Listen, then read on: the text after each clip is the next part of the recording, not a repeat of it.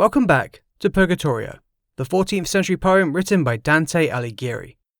In the last episode, our poets walked among the Avaricious, those suffering to purge their souls with virtuous tales that counter greed. In this episode, Dante and Virgil will continue traversing the fifth terrace of Purgatory, the Terrace of the Avaricious and the Prodigal.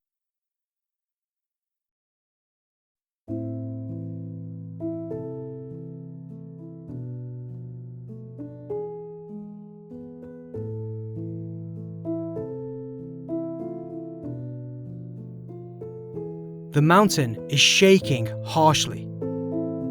Our poet says it must be even stronger than the shaking of the island of Delos, which was raised from the ocean by Poseidon himself and anchored above the water for the birth of Apollo and Artemis.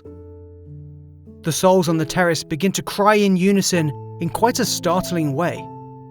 Virgil seems surprised himself, and he gets closer to Dante to comfort him.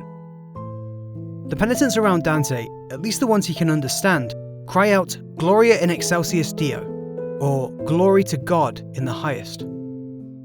Our poets stand frozen and in suspense, likening themselves to shepherds who first heard these same words when the angels announced the birth of Christ. They remain immobile until the chanting ends and the shaking of the mountain comes to a halt. Dante states that he has never in his life been more eager to understand something like he wants to understand what has just occurred. He compares his thirst for knowledge to the tale of the woman of Samaria, who requested the eternal waters of doctrine, or in this case wisdom, from Christ by Jacob's well. Unlike the Samaritan woman though, Dante's thirst is unfulfilled. He says that the lack of knowledge goads him, and all he can do is follow his mentor as hurriedly as he can muster.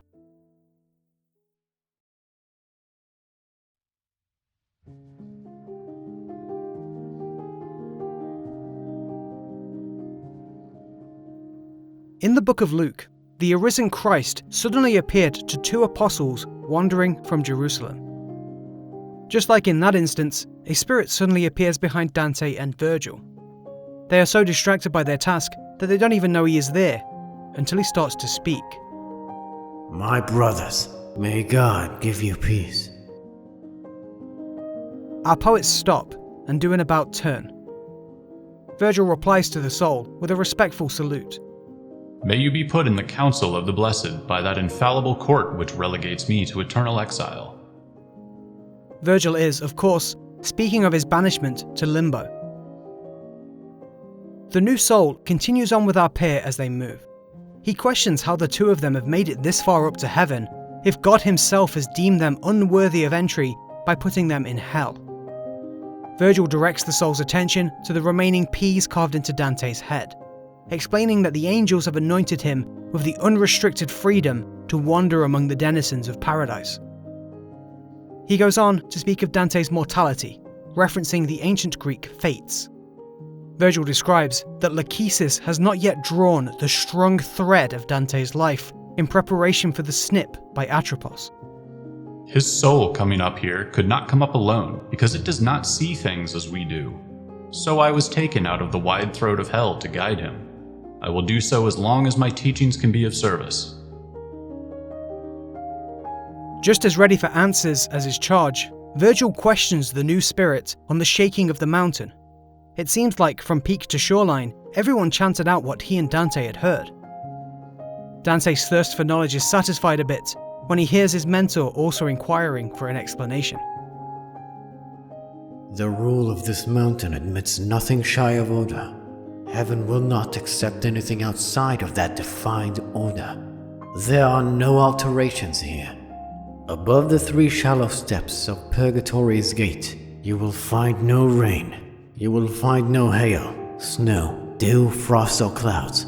You will see no lightning, no rainbows. Not even vapor rises above the feet of Peter's deputy, he who holds the keys. From the entrance of true Purgatory upwards, the landscape is governed by a purely unchanging celestial rule. This is instead of the usual complex climate systems that occur on the terrestrial Earth. A reference after this is made to the concept of earthquake weather.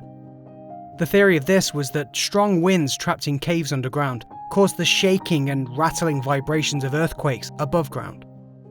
The penitent says that earthquakes can occur on the island's shore, but for some reason, unclear even to him, no earthquakes have ever been caused in Purgatory by the winds beneath the earth.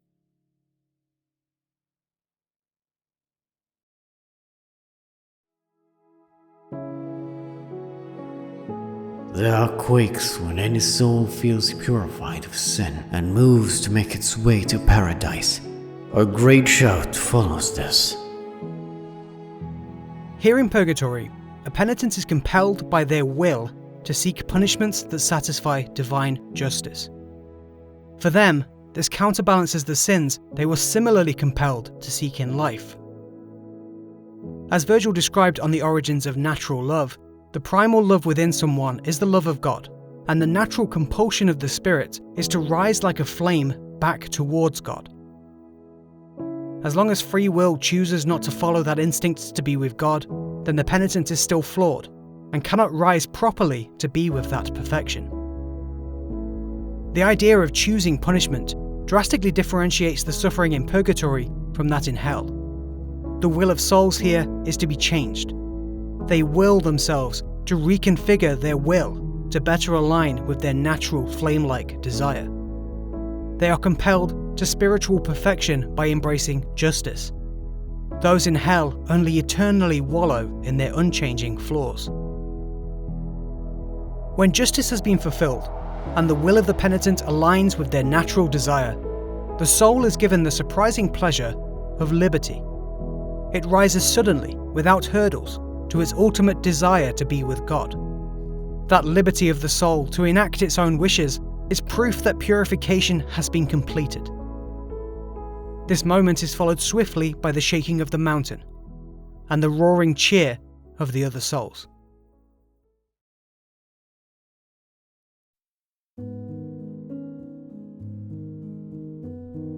The helpful new soul says that he has just recently been freed of his sins, ending over 500 years of self-imposed punishment on this terrace.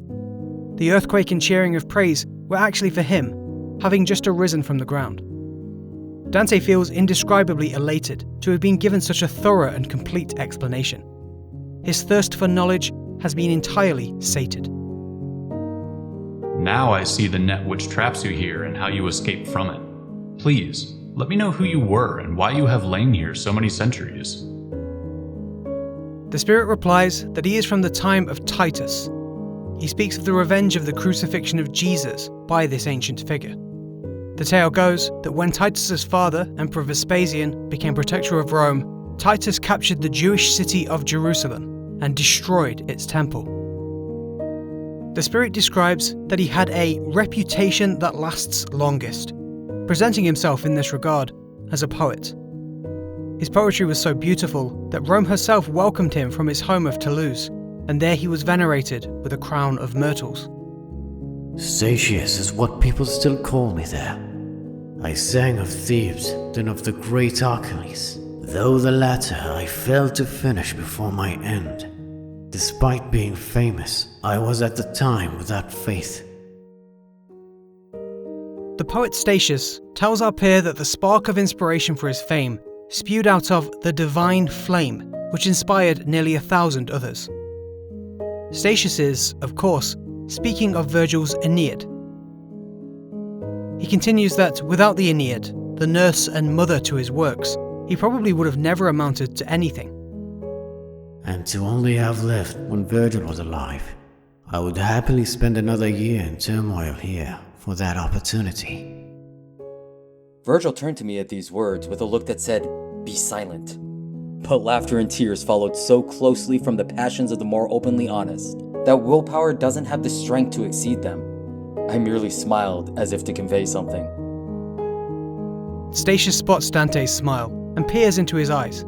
He asks why, if our poet is so serious about completing his task, he just exhibited the early signs of laughter. Struggling, Dante finds himself caught between Virgil asking him to stay silent and Statius imploring him to speak. He sighs, and Virgil gives in. Dante expels that the guide he is standing with is none other than Virgil himself, the very same Virgil who gave Statius the inspiration to speak of gods and men. Statius throws himself to the feet of Virgil to embrace his ancient mentor. Virgil quickly intercedes him, pointing out that both of them are now merely shadows, and that the gesture is therefore meaningless. The pointless act reflects the first sections of Purgatorio, when Dante tried and failed multiple times to embrace his friend, Casea. There's very obvious parallels here as well between Statius's kneeling and Dante's attempted kneeling to Pope Adrian. Now you can understand the love which warms me to you, when I begin to forget myself and treat other shades as if they are solid things.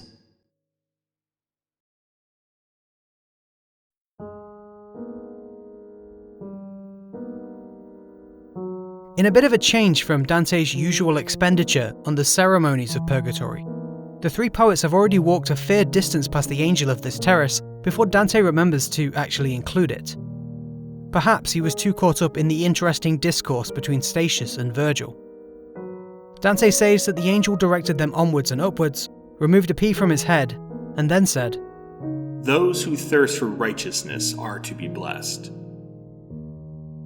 What the angel said is part of the full phrase Beati qui esurient et sitiunt, or blessed are those who hunger and thirst for justice.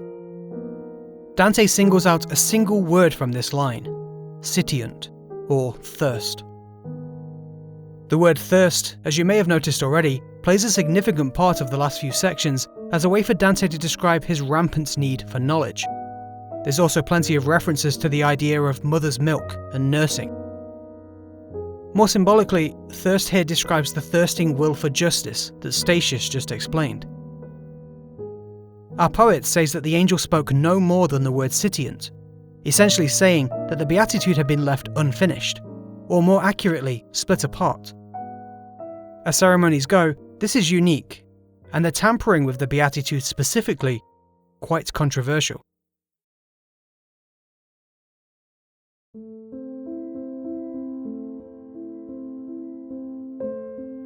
The poet and his companions are marching ahead, Dante following up behind the two leading shades. Our poet feels lighter and more swift than he has ever been, the toils and exhaustions of the early climb seeming like a lifetime ago. From the hour when Juvenal joined me in Limbo and made clear your affections for me, I felt a goodwill towards you. It was such a goodwill I have not felt towards a person I had ever seen. But tell me, and please speak to me as a friend, how could avarice find any place in your heart? There was so much wisdom there, gathered so carefully.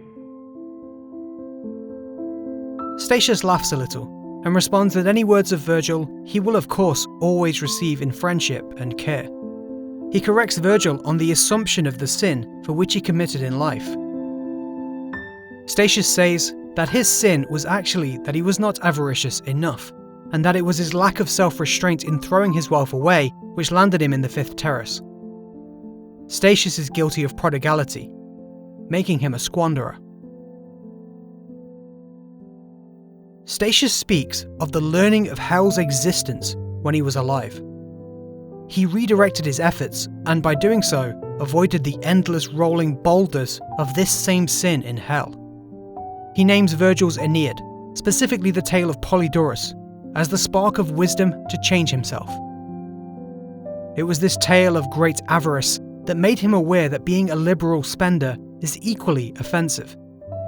Statius mistranslates a quote from Virgil's work here, which is likely Dante presenting the evolution of this character in a more Christian-friendly way.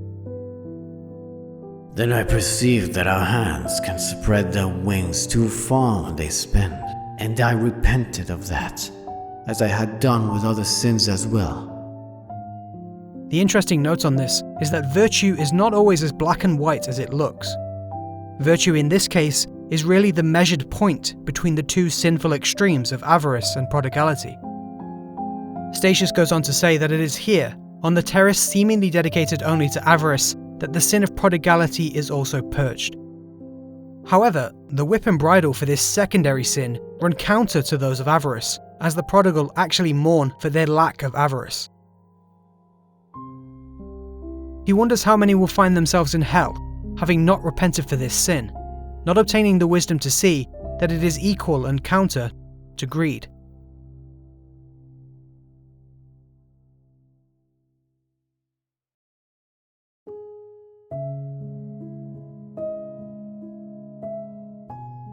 Virgil begins his second question, inquiring as to how the pagan Statius converted to Christianity merely through poetic works.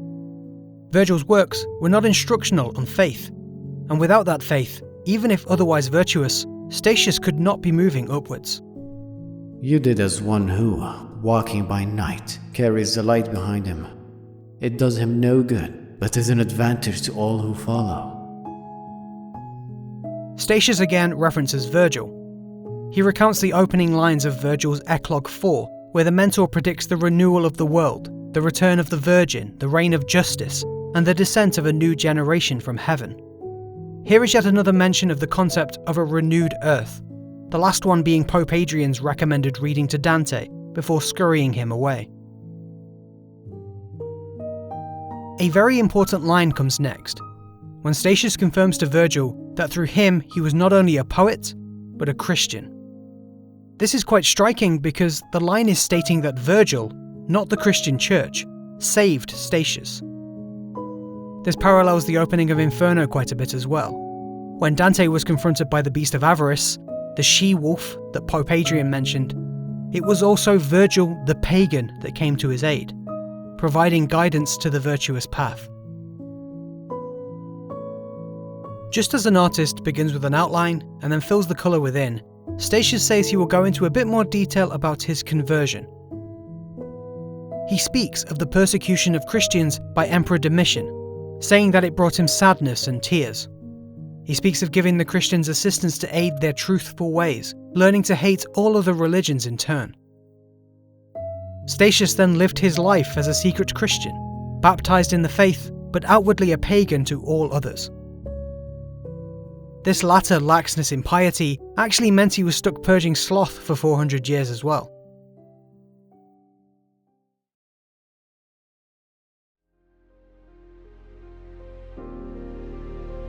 Statius returns a question to Virgil, asking about some famous names and where they are, whether damned in some part of hell or otherwise.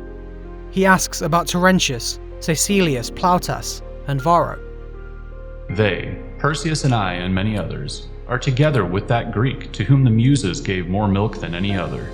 In the first circle of the dark prison, we often talk together of the mountain which still has our nurses on its slopes. Virgil continues that Euripides, Antiphon, Simonides, and Agathon can be found in Limbo. There are also those that Statius himself wrote about, including Antigone, Diphyle, Argia, and the sad Ismene. He names more: Hypsipyle, Manto, Thetis, and Deidamia with her sisters. Those poets were already silent once more with their minds on what they saw around them, now free of the need to climb.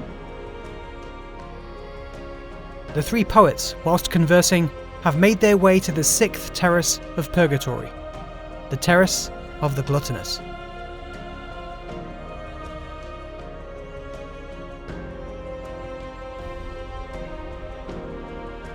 That's it, thanks for watching this episode. We've recently got back into social media here on the channel, so check out our social links in the description for more history content. Just as an extra, last week we raised over $1,400 for sick and injured kids as part of Extra Life. Let me just give a big shout out to all of you who donated, especially the Folklore of Being, Oblivionator, Claire, Rue, Adra, Kim, Jess, Jackie, Alan, and Jay. You've all made a difference. As always, I'll catch you in the next episode. Toodles!